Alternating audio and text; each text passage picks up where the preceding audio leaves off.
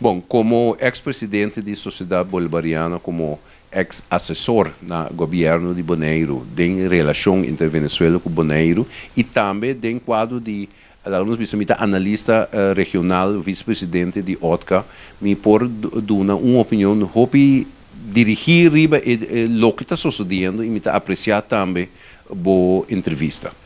Está sendo aqui culpa já quase 4 anos, ou um pouco mais de hasta, nós temos bloqueado entre Venezuela e Ceita de Bi, maneira nós já acaba em também 30 de em relação geopolítica que existe no mundo para a Venezuela. Mim este bisa que anúncio que nós me tomamos com mais cautela. Passou até no momento que o governo arubano não anunciou como governo arubano de uma rede de prensa, nós estamos mais cauteloso que todo anúncio que sairia Facebook e seguro de gente que nós não conhecemos, mas de caso que nós temos que ter em conta também com fake news. E de como também se sabe, nós temos cautela, mas que está um momento de júbilo, se começar na Aruba, automaticamente ele vem para Corsol e automaticamente ele vem para Bonaire.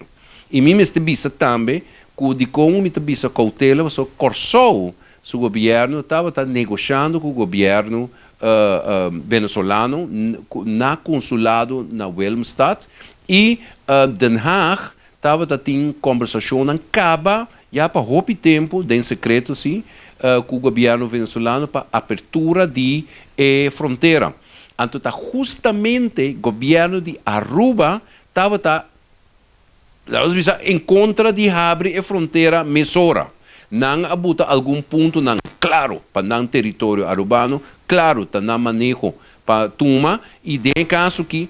me bisa cautela para sobra, de caso que Aruba oficialmente estava em contra de abrir a fronteira, não tanto enrolando com o Corsol estava querer abrir. Nós como Bonaire não temos uma posição diplomática, porque nós está parte de Holanda, está Holanda está negociando para nós.